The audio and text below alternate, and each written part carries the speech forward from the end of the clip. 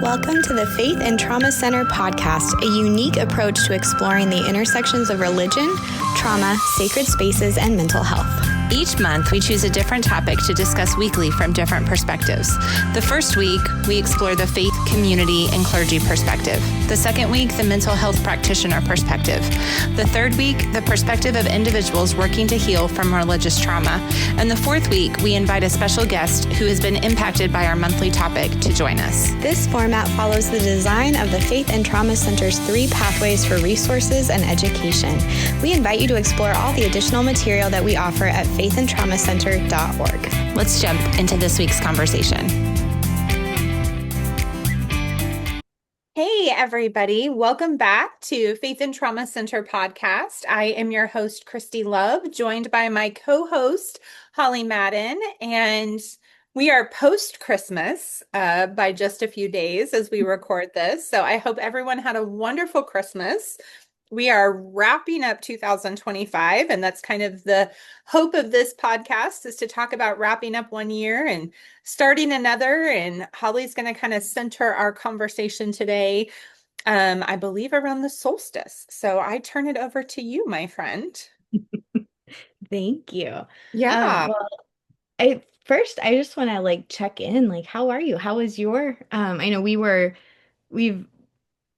we've been really gentle with ourselves. I think because we've had a couple podcasts scheduled and then the day of, it's just something chaotic was going on, or it was just an emotionally heavy day, and we've just been really gentle to be like, you know what, it's our podcast. It's not going to happen. That's totally okay. We get to make that decision. And especially leading up to Christmas was really, really, really busy for you as a pastor. And so, clergy schedules are not friendly during the holidays trying to get anything else done. No. So how are you? How was your Christmas? Yeah. Advent season was really beautiful. And so I felt like it was a very jam-packed schedule. And it was a lot. And so I am definitely feeling worn down and using some very strategic vacation time to rejuvenate my spirit as we wrap up this year and go into the next year. So I always kind of have a routine that I do right after Christmas, and I kind of take off and go into real down self-care mode from the 25th usually through the 1st. And so I've been starting that kind of ritual for myself, which has been really beautiful. We have kids at home, and that's been a lot of fun when you've got adult kids and you never know who's going to be here for the holidays. So we had 3 of the 4 here, and lots of FaceTime time with the other ones. So that was really a joy. And yeah. Good. Well, and your time off also gets to encompass your birthday, which is sweet and lovely. So happy early birthday. It's the first time in 2025 I get to say that to you. So thank you. I appreciate that. Being a Christmas baby, Holly knows this well, being my friend. I take my birthday seriously because I didn't get much of a birthday growing up because it always got lumped in with the holidays. And you always had all your friends that were on vacation, so you never really got to do a birthday party or anything. So as an adult, I've always just really treasured the people who remember and make space for my birthday to be separate from Christmas. And so I'm grateful that you were one of the many people who helped me kind of honor that day. Yes. Well, I'm a little disappointed because I was so well prepared with your gifts, but apparently mailing anything at Christmas time just Well, and mailing anything to the state of Washington right now, because much of the state of Washington has been underwater. Not my city where I live. We had flooding, but it wasn't directly inside of our city limits. And so we've not been as impacted as many of the other individuals in Washington state, but it definitely has slowed down package delivery. Yes, the very kind and sweet postal worker, which this is going to come off as humorous, and it's more, I think, a sense of coping and the harsh reality of the world we live in than it actually being funny. But she was there are some delays in Washington because so much has experienced so much flooding and being underwater. And she's like, they say that as postal workers were supposed to deliver in rain, snow, sleet, like all that little saying. And then she's like, I just don't know if they factored in climate change. They wrote that. And it was like, Yeah. oh, so heartbreaking and heavy and sad and true. So, Yeah, yeah, absolutely. your Yeah. package is on the way. Um, Well, I appreciate it. Thank you. um, Christmas for us has been, speaking of climate change, we've had like 70-degree weather all week, which has been wild. So we've been off all week, which has been really nice. We've gotten a lot of time to just get to spend together. Christmas for us was early. It started I got super your Snapchat and I woke up to it and I was like, holy cow, I don't miss those moments. Like, Uh, like typical any parent on Christmas Eve, like there you go to bed late, as you're just preparing for the day, and it was like energy of getting kiddos down who were so excited for Christmas morning. And then my daughter was up at 3 a.m. and there was no going back to sleep, and there was no letting me sleep.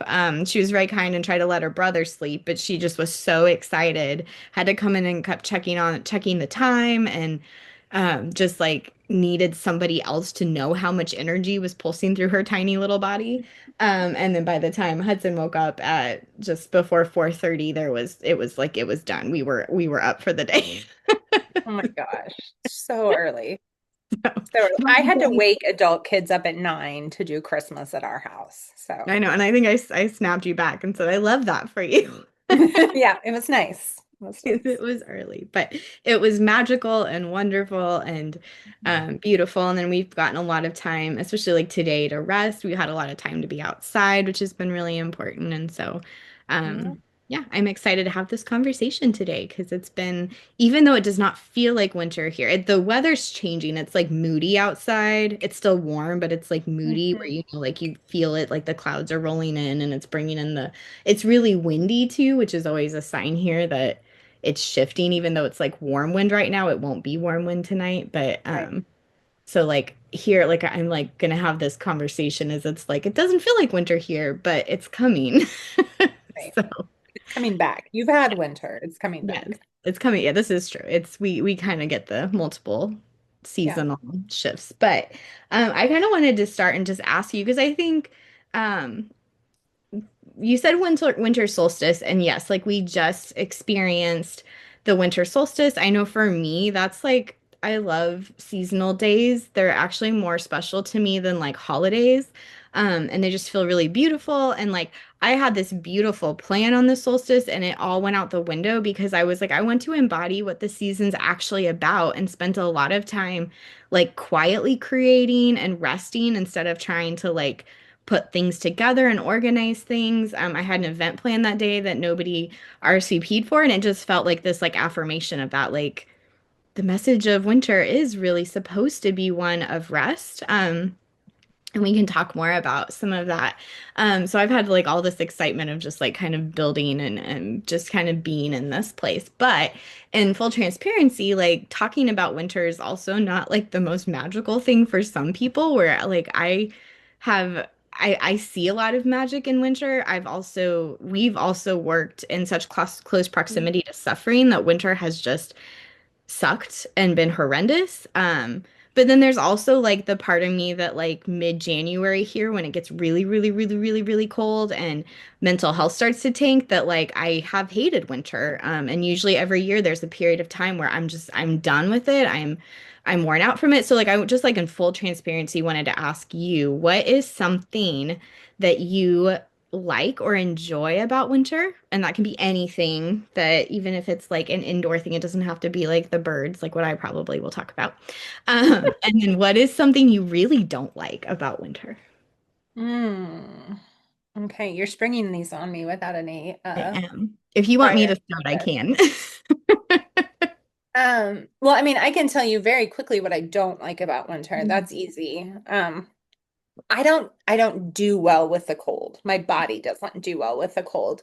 And so I deal with some autoimmune issues. And many of them are aggravated by cold weather. And so I always kind of experience some extra health challenges in the winter. And like you said, Holly, in the work that we did previously, in the church plant work and outreach work that we did with our unsheltered population in Southwest Missouri, um, we were out in the cold all the time. And I was dealing with neuropathy and not being able to feel my hands and my feet for days and hours and a lot of other things like that. And so, definitely don't enjoy that aspect of the winter for me. So that's always just a little bit more of a challenge. I will say it has gotten better since moving to Washington. That was one of the many, many factors in our relocation. Was kind of changing some climates. But it still gets really cold here, so have to be aware of that. Um, what do I like about winter? Man, that is hard because winter is my absolute least favorite season. Um, I think I would say I am learning to appreciate. I'm not going to say that I like. Um, That's I'm fair. going to That's say that so I'm learning to appreciate, and a lot of this comes from you because you have really spoken into me and challenged me, and as I've listened to your perspectives on seasonal living over the last few years. I do think I've tried to have a little different perspective on this season and trying to be a little bit more gentle with my self-talk in this season. Because I definitely am someone who would like prefer to hibernate for the winter. And so I Mhm. really have tried to change my perspective on that from being really down on myself because my energy tends to dip and I tend to maybe get just a little, well, I do get less productive, and a little bit more lethargic in the winter and kind of go into cozy mode. And I really wasn't able to use that kind of language until probably more recently. And that's thanks to you because a lot of times I was just really critical of myself in the winter of like, why do you struggle so much to get as much done? And, those kind of things. And I'm coming to realize, okay, this is a season where my energy does naturally dip and I need to lean into that and Mhm. embrace some of those pieces and being able to see that as a cozier season to soak up some self-care and some rest and a little extra time, to be kinder to my body so that I can come into the spring and the summer and the fall with a lot Mhm. more activity and a lot more productivity. So, Mhm. I yeah, love that. that's off the cuff without a lot of thought. So, No, I love that. And I'm grateful you said that because I think that you can't, the authenticity of this conversation is like you can't have a conversation with about the season of winter without naming what so many people struggle with, and it is that like the mhm, society's push to say like we're supposed to be driving forces all the time and like this like shying away from all things seasonal. And I think when you deconstruct out of that, there's so much guilt that you have to like mhm, deconstruct and work through because it is like to be like, oh, I want to just rest. And then all of a sudden the guilt that just overwhelms, like I should be doing something, I should be productive, like I should be helping people right now. And like naturally our bodies are actually like meant to have extra sleep in the winter. Like we depend so much on the connection and relationship we have with the sun, and we're so connected even if we don't feel that way. Like our DNA is mhm, is that way. Like we were created from earth, we are part of the wild world, like we are part of earth's beautiful symmetry and dance of the seasons. And so like our bodies actually naturally need like 2 hours longer of rest in the winter than we do in the summertime. And I've like said that to people before and they're like shocked by that. So like I can't imagine sleeping 2 extra hours. And it's like, but think of how we feel in the winter, like that weariness, that tiredness, that just like even if you're in a good mood, just that like I feel a little bit lower or I feel a little bit less social or I feel a little bit, and like those are all very normal things. But yeah, it can be really hard to like push through the guilt of that because we've been wired mhm. to think that that's not how we're supposed to be. So it's Yeah, really and I think you layer that on top of other pieces, right? Like, so for me, I'm an Enneagram 3, and so that's a constant battle, right? No matter what season it is, that constant, like, you should be doing something, you should be productive, you can't rest, don't, motor down, don't. shift into a lower gear. Like that is just a constant narrative in my mind. And so I think it has been very helpful to start to have language to use with myself Mhm. that has helped me not feel as guilty as I used to. And I will say this too, like I also think that it has taken me a few winters removed from the work that we were engaged in so heavily in the winter to also deal with some of that guilt. Because I think there are still moments where I'm like, man, I feel like I should definitely be doing more. Or, I'll see posts from back home and things that are going on and think, oh man, it just feels weird not being there. Um, but again, that self-talk and that seasonal perspective that you've really challenged me with extends past just the four seasons of nature, right? It also extends, I think, to a parallel with our seasons of life, right? Like that was a season for me. It's not a season that I'm in anymore. And I'm trying to be gentler with myself about that too. Yeah. Which is so beautiful. And it's this also like just like speaks to the work of embodiment, which is something Mhm. that I think when you personally realize how much our society and our culture and religion is very, very is a key player in this, like teaches this disembodiment, models this disembodiment, like leaving behind the self, denying yourself, like thinking Yeah. about everybody else before yourself, like all of those different messages that are just so all over the place.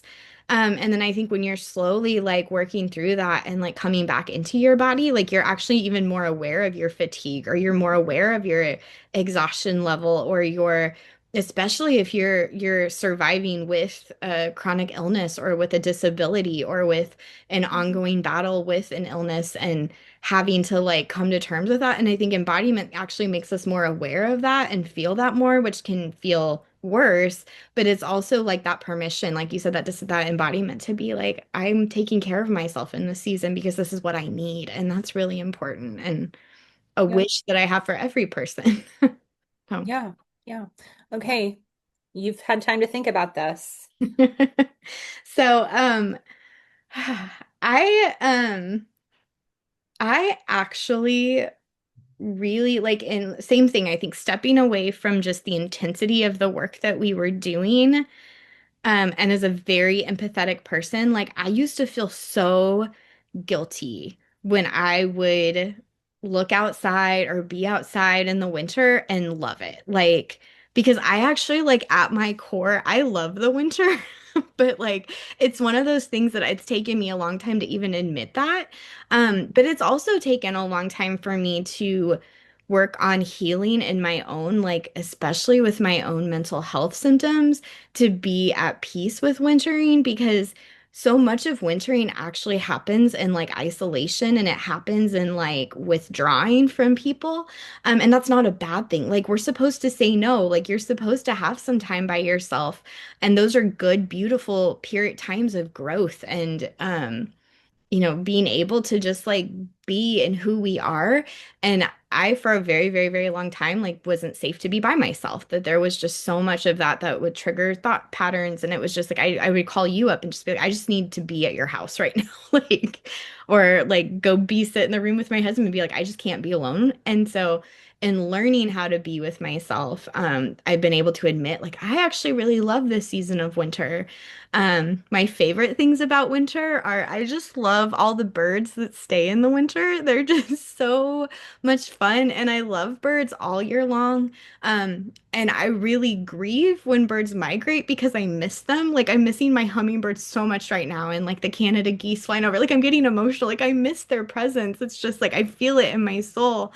But like the birds that stay, and a few years ago I wrote a poem called The Birds That Stay.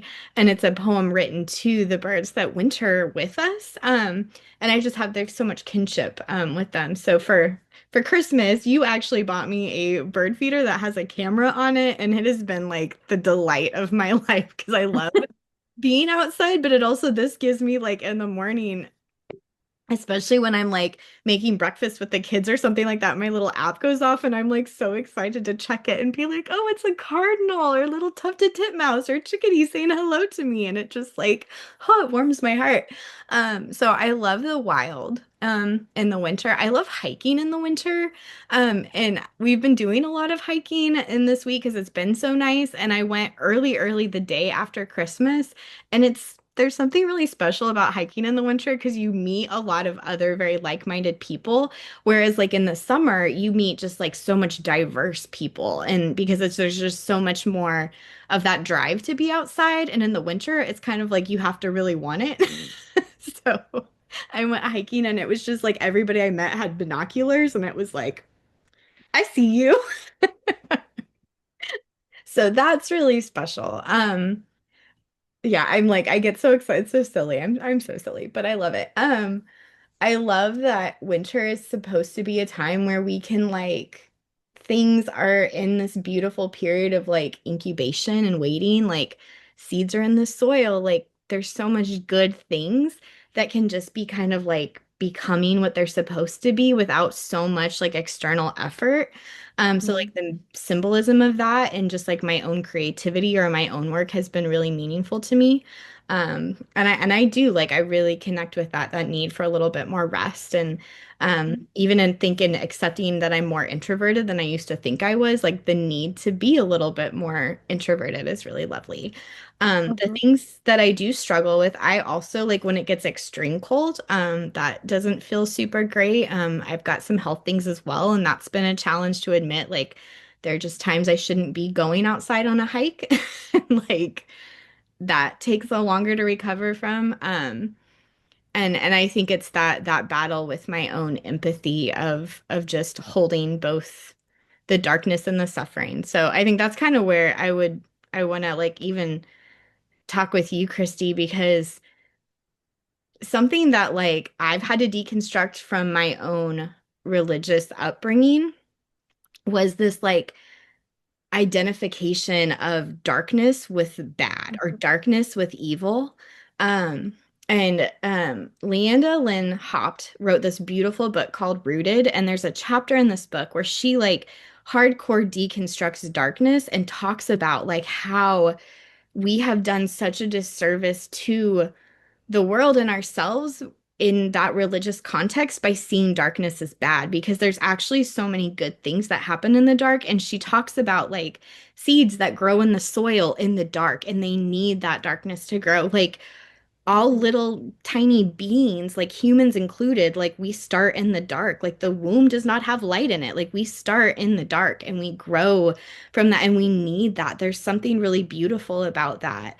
Yeah. And just like how magical the darkness can be. Like last night, the kids and my husband and I went outside because the kids got a telescope for Christmas from their grandparents, and we went outside and just like looked at all the constellations and it was just like I mean we do that a lot but with the telescope was like extra fun and it was just really magical like those things that like you forget like you don't remember that the planets are there in the middle of the day but you see that at night and they're so close to it and so I just kind of want to have that conversation because I think winter is a time where there's a lot less sunlight especially where you live like and anywhere Mhm. further north than you like there are so many communities close to the Arctic Circle that are in complete darkness, that polar night, sometimes for months on end. And then the further south you get, the longer period of daylight you still experience, but it's less than what we experience in the summertime. And so it is a time when it's dark. It can be a time where there's a lot of triggering of mental health symptoms because we don't have the sunlight.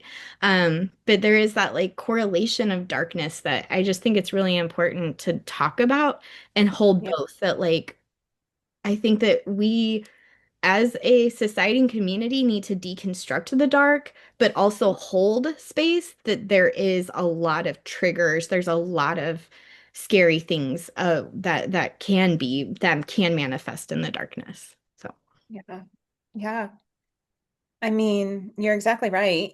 Theologically, darkness really has gotten a bad rap and has been associated primarily with, uh, sin and with hell and with Satan and a lot of those kind of components of religion.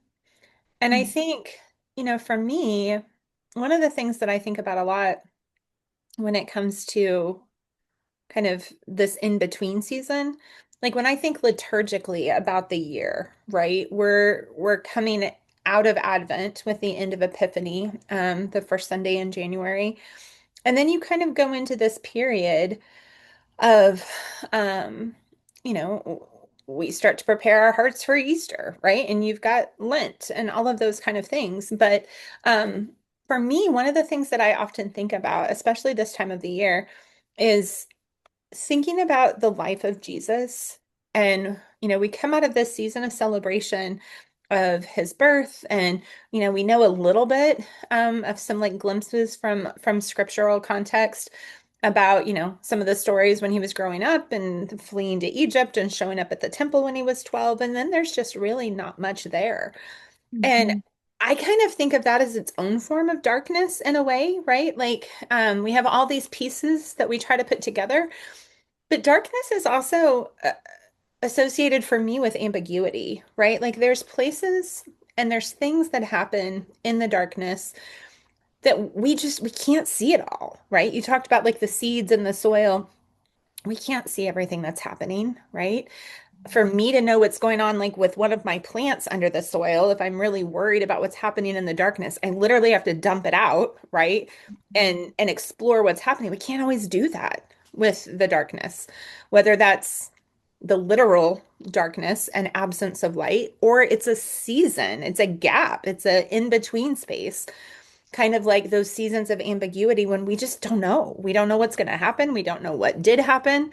Um, and we have to deal with that. I think religion traditionally is incredibly uncomfortable with ambiguity, right? Mm.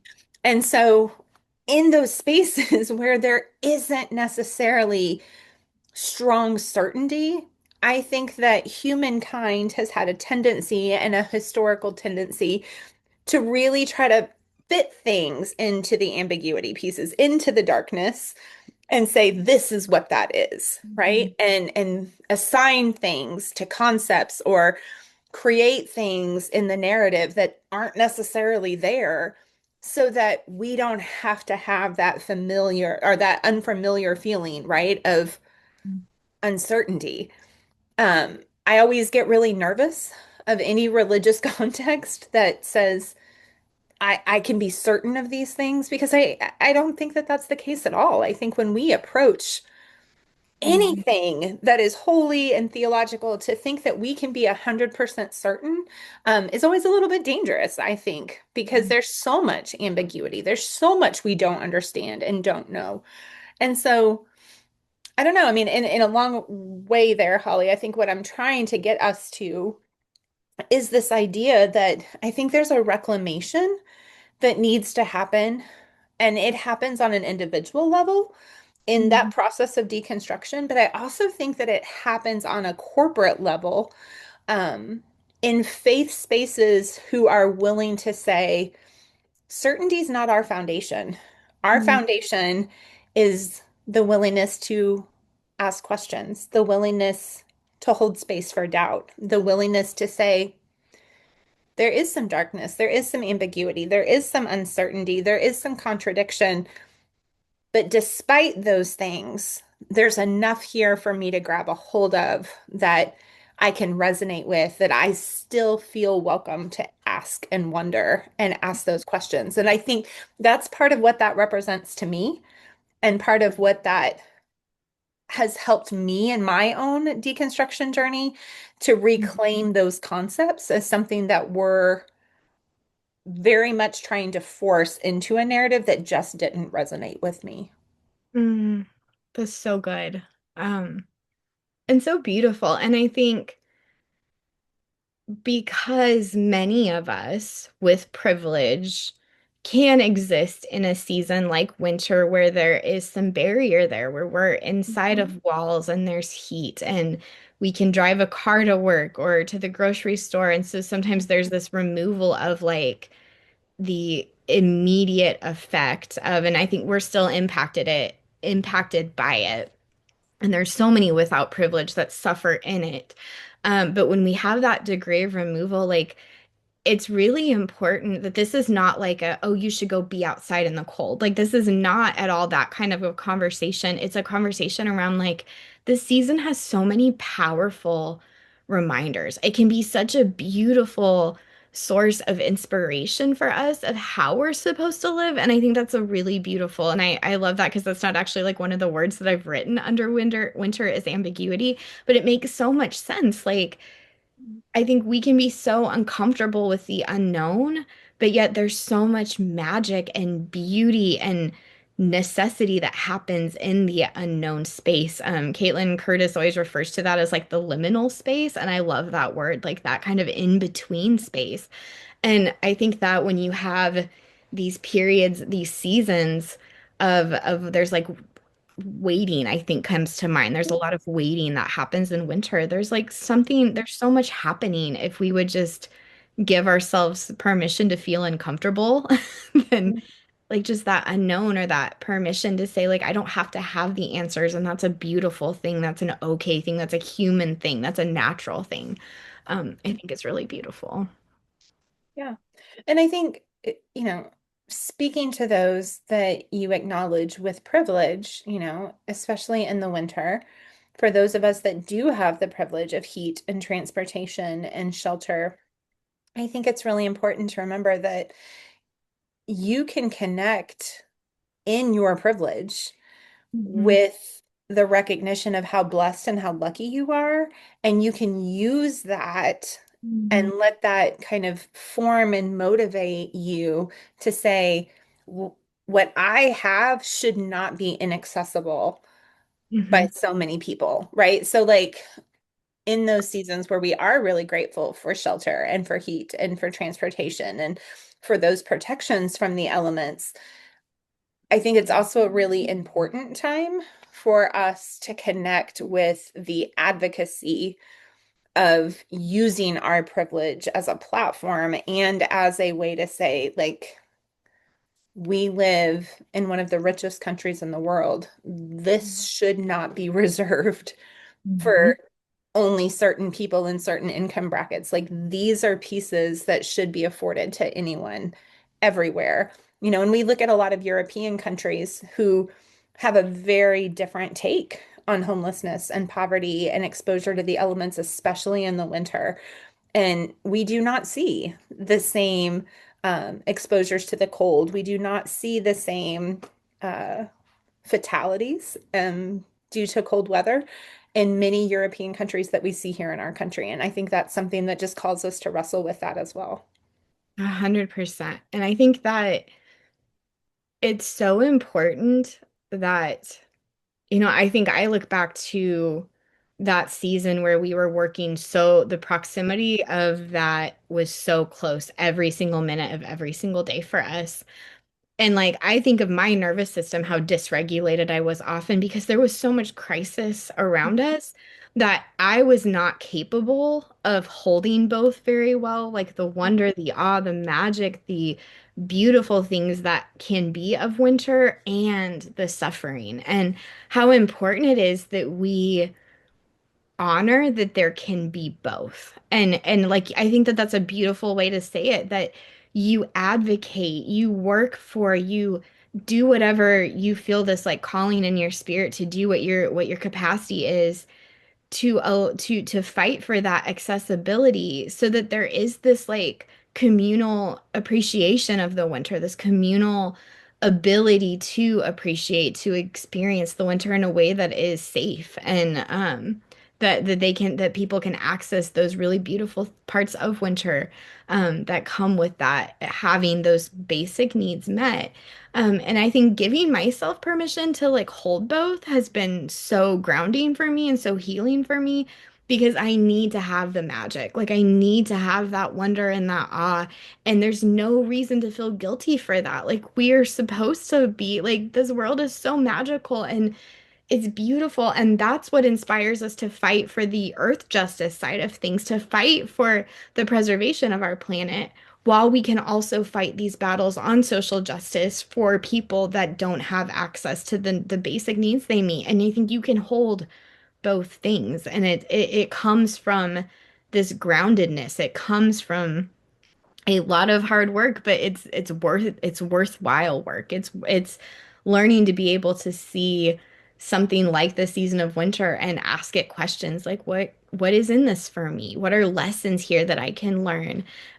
Being able to tap back into like our inner child, because I would venture this may not be the case for everyone, but I would venture that most children find an awe of winter at some point. Like there is the waking up and thinking, "Oh, school's closed because there's snow on the," and running to the window to see the snow or building a snowman or stepping outside and hearing the crunch of the snow on the grass and how magical that is. There's something magical about wonder that is innate in all of us, and being able to access that and hold also our what we're purposed to do to fight for the social justice aspects of it that are so just loud in winter.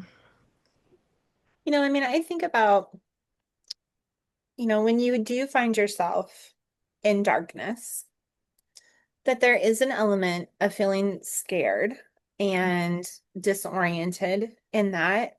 And so a lot of us have coping skills, right, to navigate the darkness, to try to survive the darkness, right? Whatever that looks like. That may be making sure you've got a flashlight so that you can see, or making sure that if you're in a place that's familiar and kind of how to navigate that space in the darkness, or trying to identify some landmarks to help yourself, or like if you're in a northern climate where you might find yourself like driving in snow, right? A lot of times trying to not look at that, right? But look maybe like at the side of the road as you're driving so that it kind of gives you that marker. Mhm. There's all these different ways that we cope with still trying to navigate and do life in the darkness. And I think, to me, Holly, it kind of goes to what you were saying about like holding that tension of the both and. Um, I think we've got to have some markers in Mm, seasons of darkness, seasons of ambiguity, so that we don't necessarily lose ourselves in one or the other, right? mm, Like, I think sometimes the temptation is definitely there to lose ourselves in just the beauty and the awe and the wonder and the magic. And we can do that so much so that we become very desensitized to the reality of the darkness and the cold and the elements for other people, because we're just like doing everything we can and investing our energy to make our experience of this season beautiful and wonderful and cozy and comfortable. Um, and then at the same time, I think where I have been guilty in the past, and I know you have been too, because we navigated this together, was a complete disassociation with the coziness and the magic and the beauty, because you are just so unbelievably focused on the injustice of mhm, what it looks like for so many people in this country to try to exist in those mhm, seasons of darkness and cold and exposure. And that can really drain any joy out of the season. It can also just deplete your own energy when you're trying to fix that all by yourself. It's a very difficult place to navigate from a mental health standpoint, from a physical health standpoint, when that's the only grounding that you have to navigate the darkness too. And so I do think that that tension is really important, that you find ways to ground yourself in the reality of both, mhm, to incorporate and bring one another into kind of this meeting and this merging that says, this may be my reality, but I don't want to lose sight of someone else's. mhm, And this may be my reality, but I also want to find ways to celebrate and to honor. And that's not in a dismissive way, that's not in a performative way, but I also think I think it's a deeply spiritual practice for us to do. I think it is a um, really beautiful ritualistic practice for us to do. You know, in a time where we're talking about ambiguity and darkness, I think winter to me also really represents kind of this ethical accountability season for us mhm, as a society, right? Because I think spring and fall especially, it's easy to become very numb to the Mhm. exposures that people have because, oh, the weather's not that bad and it's nice and it's pretty. Summer, sometimes we tend to think about it again because it's hot and people again are suffering. But I think winter just has a very unique accountability piece to it. And to me, like holding those things together is a really holy act of trying to figure out how to merge joy and justice Yeah. together into one. This is so good. And the thing is, I don't think that there's just like abundant answer out there. I think it has to come from this very intentional work, and it has to come from like us connecting with what connects with us. Like what Right. connects with me is not going to necessarily connect with you, and that's okay. Like I could send you a bird feeder with a camera on it, and you would love it because I sent it to you and because you see it through my eyes, but it wouldn't hold the same grounding and meaning as it does Right. for me. And that's something that's also, I think, is such a problem in our society is sometimes things are presented as like, here's a solution for this Right. instead of like, here's one option or here's something that you may try if this resonates with you. Right. So I want to kind of like maybe see if there's anything off the top of your head of just like what are some of those coping things. I know I'll start so it gives you a second to process that. And this is probably going to sound really silly coming from me. If for you and for anyone else who really knows me, because I struggle with this as well. And it's just like, I love this, I crave this. I also really struggle with it because of my neurodivergence. But that's like how important routines can be. And like, you said ritual, and I love the word ritual. It's like one of my favorite like words I've like felt really grounded in recently, but that's been in a lot of like even maturing in my own life to come to peace with that because I had to deconstruct a lot of that too. But I think of how like the season just needs a lot of those routines, especially if we have to like go against our natural ebb and Mhm. flow of what our body needs. Like, I would really love to advocate that like school and work should shorten in the winter and we should sleep in a little bit and we should get off a little bit earlier. That would also hold a lot of room for us to do a little bit more to give back to the community because we'd have more to give. But alas, that's not going to happen because our society's not going to Capitalism. listen to people like me. Yeah, capitalism. For But all of our flip table listeners, freaking freaking capitalism. capitalism. Yes. But like having a routine in the morning may help make the dark morning, that cold morning feel more manageable. It may give us that like boost we need. And maybe it looks like music, maybe it looks like lighting with candles or like putting up pretty, like leave up the Christmas lights if those give you a lot of feeling of magic and a sense of like groundedness in the winter. Because even though I think the most colonized way we can look at the solstice is when we only focus on the light coming back and don't focus on the fact that we still have months Right. of shorter days. We still have months of terribly cold weather. If you live in a part of the world where it gets really, really cold, we still have months of this like transition from winter to spring. We're nowhere near spring yet. And we need to remember and hold space for the darkness. So I think routines can be really beautiful. I know for me, especially when it's really cold, like taking a warm bath with lavender Epsom salts at night is like this really beautiful. And then drinking my herbal tea, like that's one of this really beautiful ways that I connect with the season and with what my body needs. And it's a way I check in with myself. Like, am I resting enough? Have I given myself some room to like just check in with what my body needs. Am I also connecting with the needs in my community? Or have I like pulled away from all of that as well? And it kind of gives me this point of just like checking in with myself that is so needed and is so helpful.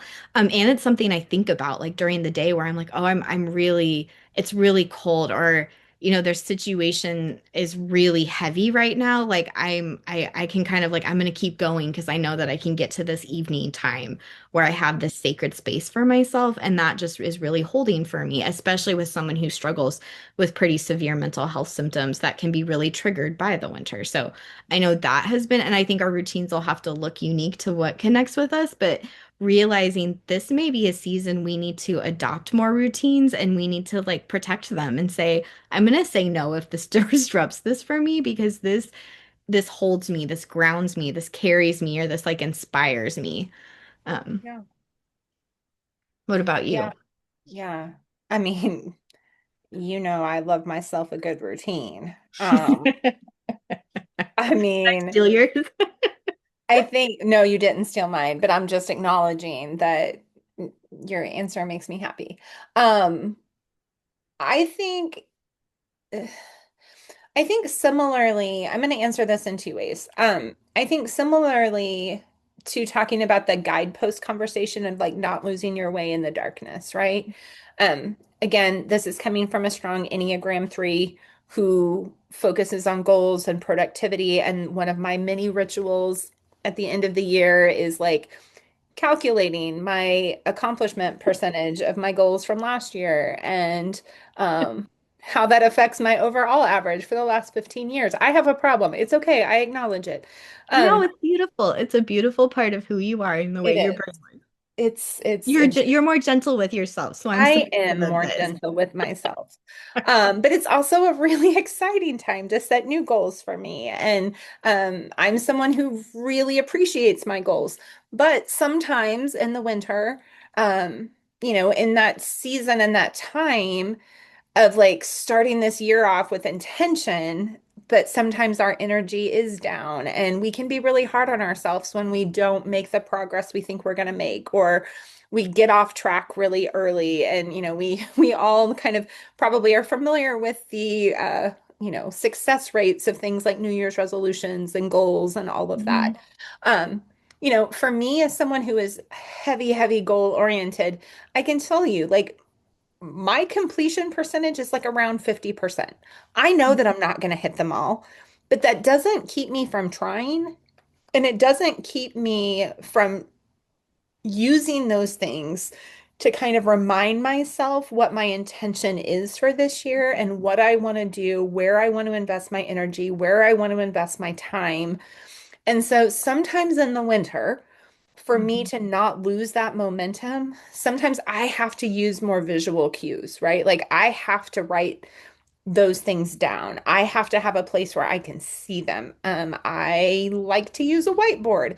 I need to kind of break those down for myself and think, okay, if I really want to be accomplishing this in the spring or the summer, what do I need to be doing this winter to be trying to, get ready for that or make progress towards that? And so I think similarly, um, looking for ways to give yourselves kind of some markers and some measurements on what those routines are, right? And so you may not be as extreme as I am when it comes to some of those things. Um, and maybe for you, it's more like Holly, and just like those markers are rituals that you create for yourself in a slower season, keeping in mind where you want to go for the rest of the year. And so that would be the first thing that I would say. The other thing that I want to say too before we wrap up is I think it's also really important, especially for our audience of this particular podcast, to be very mindful of is that I do think that there are some triggers embedded in winter and in darkness and in this season that Mhm. are unique, and we don't always acknowledge them or talk about them. And so I think it's important to name them so that we are aware of them and prepared for ways we may face them in the weeks and months and days to come. And one of those is part of what we've talked about in this conversation. I think that there is a unique religious trauma trigger for a lot of people when the weather gets cold, with a lot of anger and frustration and just angst at the organized church and the lack of involvement in many communities and many churches statistically in caring for their unsheltered neighbors. And I think that's really important to name. I also think that a lot of times people start off the new year with language around fasting that can be really difficult and really triggering for a lot of people that may have been something that was used in the past as kind of a behavioral modification or behavior control, power and control kind of piece for you. And so like hearing some of that language may be really challenging for you as well. Um, and so I want to name some of those things because I think, again, the way that religion likes to operate is to try to kind of fill in the gaps and reduce as much ambiguity and darkness as possible. And so, in a season that I think is represented best by the unknown, Mhm. um, I do think that people who have been navigating that, trying to heal from that dynamic, that strong control dynamic, there can be some unexpected triggers that may hit you in these months. Whether those are sermon series that someone may share online or memes that get shared this time of year that kind of have some really gross man-made theology created around them. Just be gentle with yourself in those spaces. Have a plan for how you regulate when you are encountering those things that kind of trigger you and get your heart rate up and spike your chemicals and all those kind of things. And so, have some of those things in place. Know who you can talk to. Maybe even consider pulling together a group of friends who are in similar places in their own healing journey and just say, what if this winter we jumped on FaceTime a couple times a month and just talked and processed and had coffee virtually, even if we don't want to get out in the cold weather? I think making sure you've got your support system really solidified is an important piece of that as well. That's so good. When you're talking, I was thinking of like how, from like a perspective of like healing from trauma, there are like two specific tools that can be used to kind of like mindfulness tools that can be really visualized to help shift perspective when you're really struggling. And one of those is that ability to like literally envision like you're the lens of a camera and you're zooming out to see the bigger picture. And that can be so profound when it's like you feel like you're so like you can't breathe, you're in this moment. And sometimes you can get this like bigger picture. Well, I think the winter especially holds true to the opposite of that, where it's like instead of zooming out, which especially if you're looking for like on the justice side of things, that can feel completely and utterly overwhelming. Like, where the heck do I start? What the heck do I do, little me? Like, there's so much, but it's actually making things smaller. And it's this lens of like zooming in and making it so small that there's something you can see. And I think on a justice side of things, it's what is the closest proximity to you that you can do and make a difference in. I think of when you're talking about it, maybe from the perspective of that, I'm trying to find a way to connect with this season. But it feels completely impossible because there's so much trauma, or there's so much mental health struggles, or there's just been such a separation for so long. It's this Yeah. like art of zooming in so much that you find one thing, like Yeah. one little thing, and you hold on to that. And I know for me, um, I've experienced this in every season with different birds. I was trying to think of something not related to birds, but it's this is who I am, so I'm gonna roll with it.